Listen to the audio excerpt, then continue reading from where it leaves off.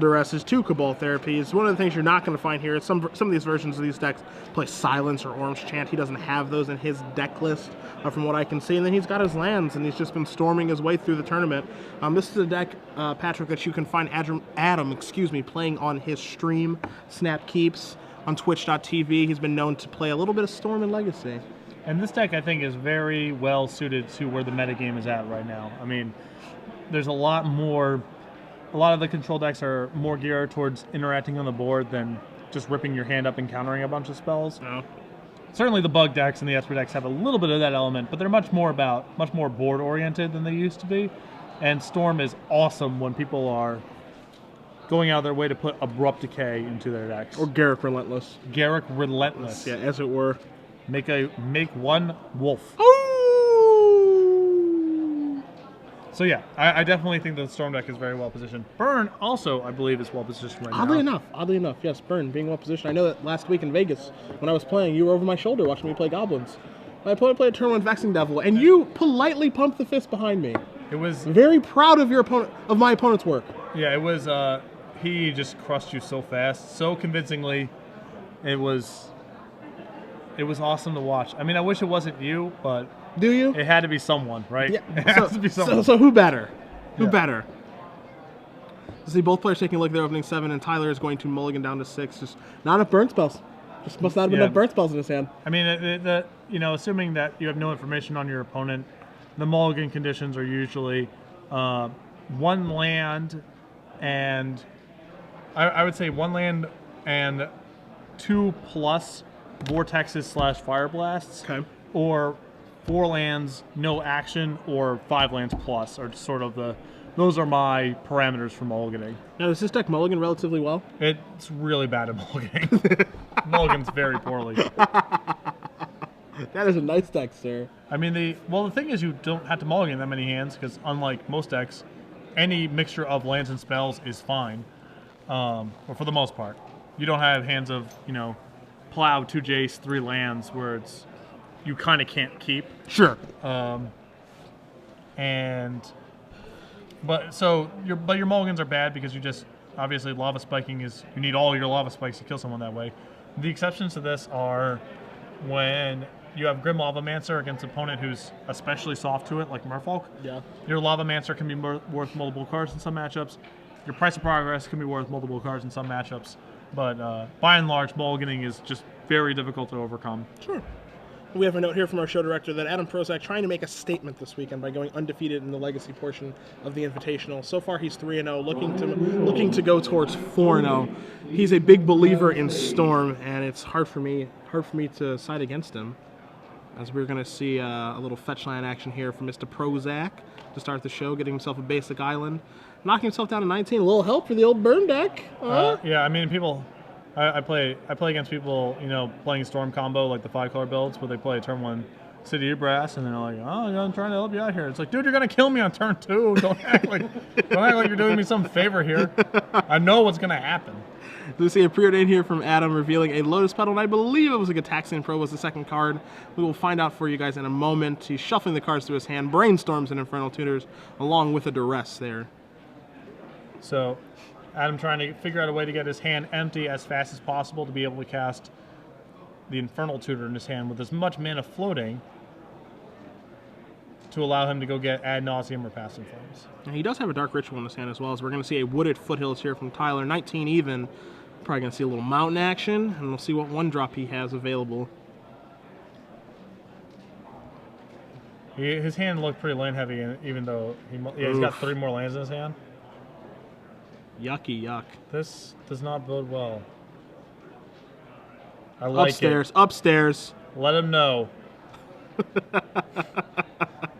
Chain Lightning from Tyler, putting Adam down to 16. If Adam is on an Ad Nauseam plan, as he's going to go down to 14, again helping Tyler out, then... Well, Tyler's not getting another turn here. You think it's over already? All right, Adam does have 2 Brainstorms, so he does have like a little bit of dilly-dallying to do here. Well, he can Brainstorm back any cantrip he can't cast and be able to Ritual. I think you might be able to do it this turn if this Brainstorm's any good. Duress, Ponder. Okay, yeah, we might have to hold. We might have to hold for another turn. Not a good Brainstorm. He's got to get some of these cantrips out of his hand. And he did hit a fetch land off of that Brainstorm, so he can kind of shuffle away some of the garbage. Try to find that critical mass of spells. He only does have one ritual too. He just has a dark ritual to go along with, I think, a Lotus Petal in his hand, like a Cabal Therapy and stuff. So he's not really doing anything crazy. Yeah. He has a Cabal ritual. Okay. So we're pretty close to the thresholded, right? 3 in the grave right now. Brainstorm's gonna make 4. Fetch line will make 5. So yeah, he's almost there. Yeah, he's basically there. Yeah. Yeah. The ritual's 5 mana. And I think Adam's mulling over. The thing is, Adam's not even really in a rush here because there's no draw that Tyler can have to actually kill in. If he's trying to go off through ad nauseum, there's some risk of Tyler throwing like another bolt or a goblin guide and making the math a little bit more complicated. But Adam can afford to slow play, as it were. Yeah. One turn. Especially if he just fires off a duress here, then he has all the time in the world to assemble whatever hand. Yeah, either takes the other chain or the fire blast. Which one do you think he should take if he does fire off duress, as we're going to see ponder? And we found a pass. Okay, we just found ad nauseum and pass in flames. Yeah, a quick shuffle. Yeah, I think with duress he probably just takes the 4 damage spell just because it's the one that's more. Probably just takes fire blast if you want to cast it. It's tough. The counter to that is just it's turning on fire blast as a live draw where it's currently a dead draw. If you're planning on killing him before his 4th turn. See lightning bolt here drawn.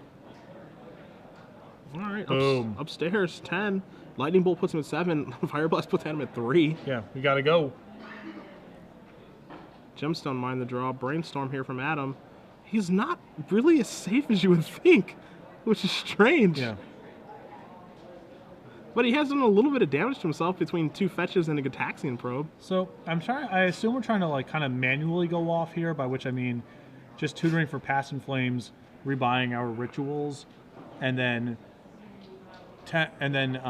tutoring out of the graveyard again for ad nauseum. Yeah, or the Tendrils of Agony, either one, because he doesn't have Burning Wish in his deck list anywhere. So right, that's sort of the nice wrinkle about the Pass and Flames oriented list is you no longer have to, add.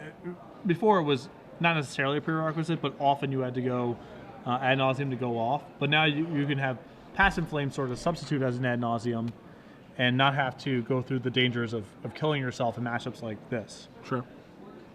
I see Madam has put himself down to 9 with sacrificing a Scalding Tarn, and we know that Tyler has Lightning Bolt and Fire Blast in his hand, so theoretically Adam is at 2 life right now. Listen, the Storm players I play against never get draws like this. This is just... You're just baffled.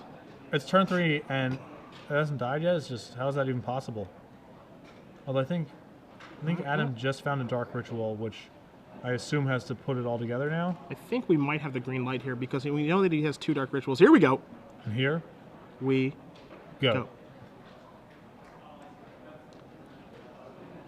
Double Dark Rit.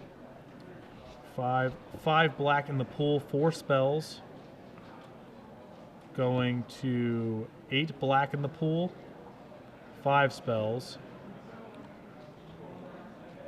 Duress, this is just to get the Duress out of the hand. I mean, we're going to respond by, I assume we have to go Lightning Bolt, Fire Blast here. Yeah, I think he almost has to just immediately just go down to 2 because, again, with so many 1 damage burn spells in his hand, like he can just draw a Lava Spike and kill him. He has the mountain, so.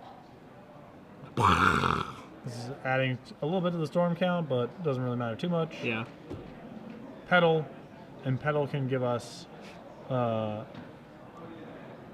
now we can go get Pass and Flames, make red through the Petal, go through this loop of rituals again, and end up casting. Then using our Infernal Tutor to get Tendrils of Agony and winning the game this turn. Yeah, and that's exactly what he's doing. He revealed the top card, which was the Pass and Flames. He says, I'm going to cast Pass and Flames. I'm going to do a bunch of ritual again. Cabal Ritual Threshold. Infernal Tutor. In just a moment. And I have no cards in my hand, so I'm going to Demonic Tutor through my deck. And you, my friend, Tyler Hahn, are going to be tendrilled into Agony. We're looking for it. Bang. So Adam Prosak, up 1.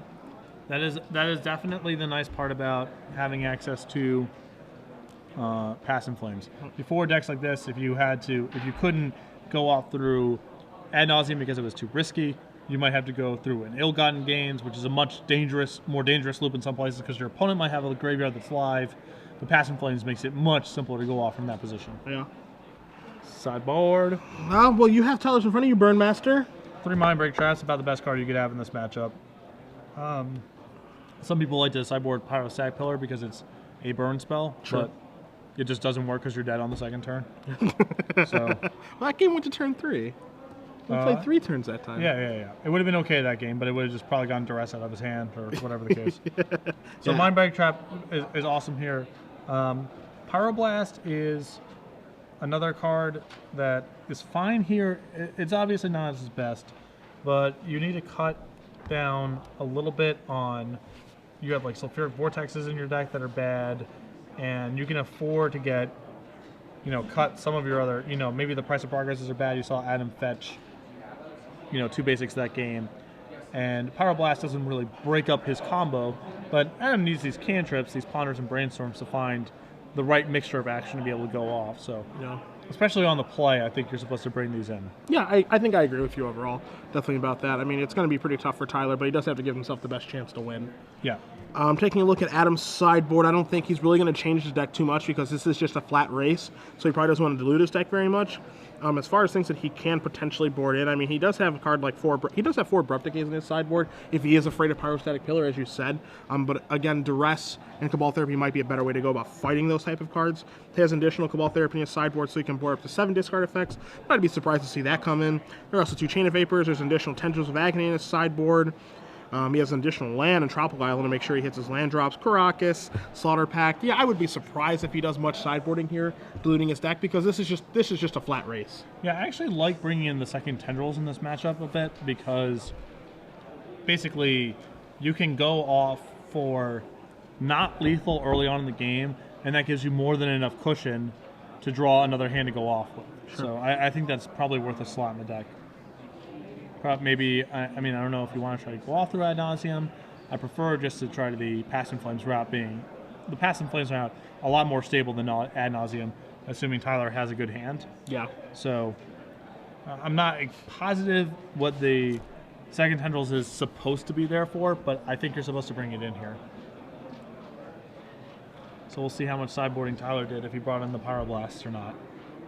Like I said, I believe he's supposed to, but I had 8 Pyroblasts in my sideboard for 1 tournament and played Storm in the top 8 and only brought in 4 of the 8, so it's not like you want a ton. You don't want a ton. Yeah. But so both players drawing their opening 7 here. Tyler looks like he's going to keep. Both players are keeping, and we are underway with the Scalding Tarn. Looking for Basic Mountain. And I think, if I'm not mistaken, I thought I saw a blue card in Tyler's hand, which would be, of course. It's a trap. Or maybe I'm just wrong. No, I thought I saw a blue card, but it's just whatever. Just a Goblin Guide. Revealing a blue card. Listen, Goblin Guide revealing a cantrip makes me so happy when I see that, because it's, they probably shaped lands to put those in their decks. Yes. Gotcha. Turn 1 Preordain, Adam setting both the bottom, and draws a Tendrils. So he has one of them.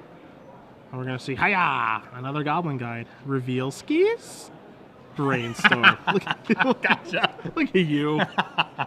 And now a Grimloff of answer here from Tyler.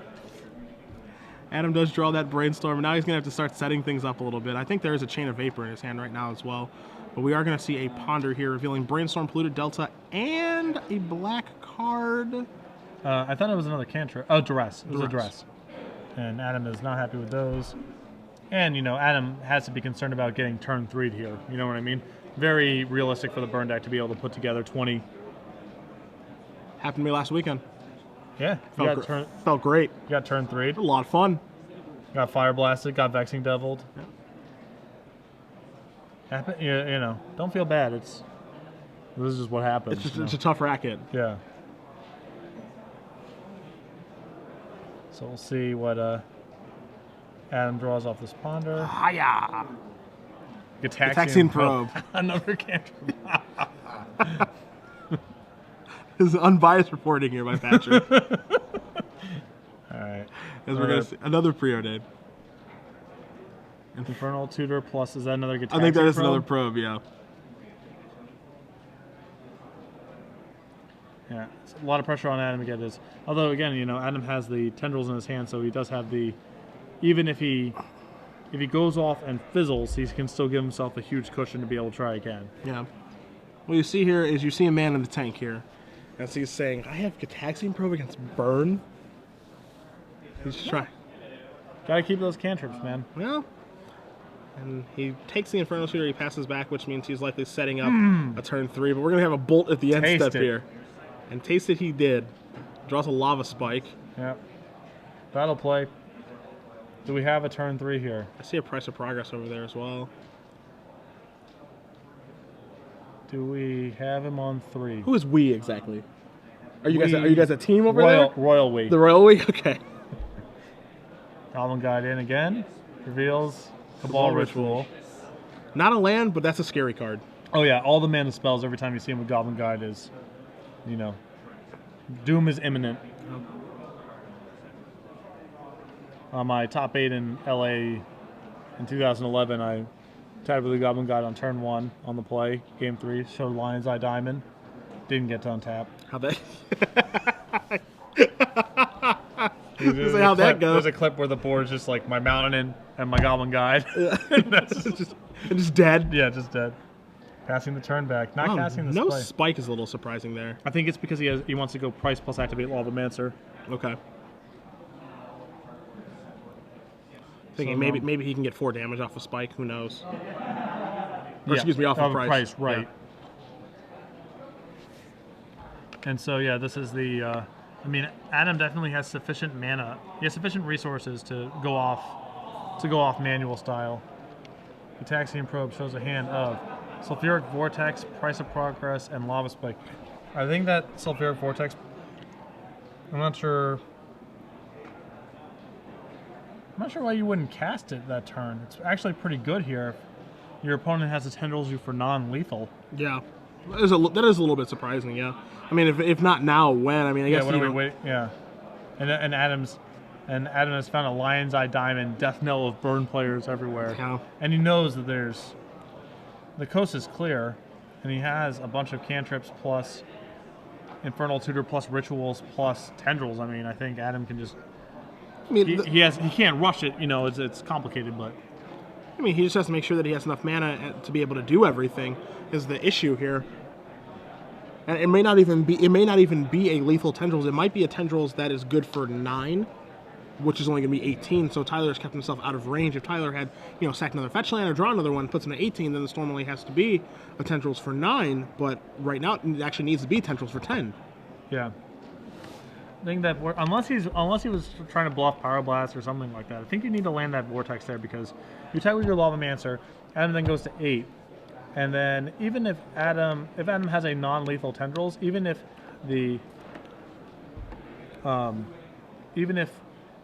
your Vortex is going to kill you, you still have Price of Progress plus Lavamancer activation on your upkeep. So assuming even if Adam plays like another non-basic, you actually still have him. So now Adam. Going through the brainstorm, you saw a little angered fist pump there. He's just like, I just don't have enough to get it done because he did brainstorm into 2 lands, so we're not quite sure if he's going to be able to get them right now or not. And going through the permutations of this deck can be difficult. Yeah, and unlike the 5-color Storm decks against which Price of Progress can be a good source of damage, the more stable 2-color version, I guess 2.5, if you want to call it that, because of Past and Flames, is pretty durable against Price of Progress and especially Wasteland, which is the big reason I believe that I would advocate playing this deck over the 5-color version is stability against Wasteland. There's a lot of decks that can only really interact with you with that card in a meaningful way. He is just going to pass back, which means he's going to be setting up for a turn 4 kill, but we're going to see a Price of Progress. He might not get a 4th turn. Right. So, Adam going down to 9 and then 7.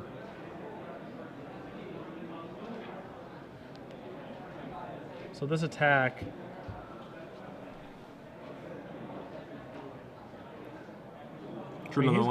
he's got theoretical lethal in his hand, but I believe Adam has Chain of Vapor, which mucks all this up.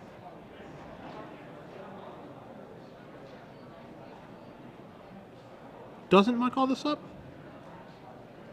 Yeah, he falls to 6, and then he has Vortex Plus All right, so on the there's house, and there's the chain. Bounce the Goblin Guide. Chain of Vapor is a cycle from Onslaught where players can discard 2 redirect targets of symmetrical spells. This one is a bounce. Oh, Tyler has a Lava Spike in his hand, though. Right, which means he goes to 6, and then this sends him to 4, and then the Vortex sends him to 2. Sure, so I guess my question is, so what Adam started this turn at 3, 4, 5. Didn't Adam start this turn at 7? Am I wrong? Yeah, Lava Mancer attacks him down to 6. Okay. Lava Spike to 3. Vortex to 1. So if Tyler would have Lava Spiked first, if Tyler Lava Spikes first, puts Adam down to 4, and then He doesn't have enough he doesn't have mana mana. Okay, to cast Vortex and yeah. Okay, I got it. And now the somewhat revisionist history, I guess, to some extent, but that Vortex sitting for a turn now is... Now this is happening. Mm-hmm. It's fun for everyone. And Adam, again, is going to be able to cobble together the kill here through Infernal Tutor for Past in Flames and then Tendrils. So... As long as Adam doesn't, for lack of a better term, misclick here, I think he's got him this game. But he is going a little bit slower than I thought he would be. A little bit strange to me. So he's going to break both of these Lion's Eye Diamonds in response to Infernal Tutor to make sure that it is Hellbent. Yeah, this is a priority trick. If you hold the priority and then break your Lion's Eye Diamonds, then when Infernal Tutor resolves, you have Hellbent. It's not looking at, was your hand empty when you cast it? It's looking at resolution, so... So now there's the Past in Flames. Again. Yeah, and we've seen this song and dance like the last game. Again, and this is another, the risk of being a broken record here, where Past in Flames is very awesome in a place where Ad Nauseam would not be able to get the job done. Yeah. So... Super important that all the Storm decks have access to this card, either main deck or one to Burning Wish for, or whatever. I mean, this is the kind of card that really has kind of put Storm, I don't want to say put it back over the top or anything, but it's definitely enhanced the deck. Yes. Taxian Probe. I assume that's going to be a hard cast. Yeah, it doesn't have 2 life to pay.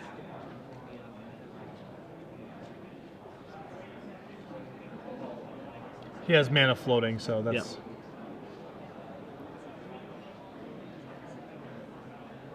And just Adam just double checking to make sure the coast is clear, and then Tendrils for 1 million, approximately. Preordain in hand, Cataxian Probe, so one already cast, of course. See a Chain and Vapor here on that. Just getting the storm count up. And then Tendrils for a lethal. Hiya! Adam Prosak 2-0. Another not the most favorable matchup for Burns, certainly. How's it taste? Listen, man, it's happened to me. It's happened to me before. I don't care. Someone's got to go. You know what I mean? This is my philosophy that I take to tournament level Magic. Sometimes it's got to be me. Yeah, you know what I mean? You can't be getting in people's kitchen all the time and not expect occasionally to run into something like this. You know? It's okay. I'm sure Tyler doesn't mind too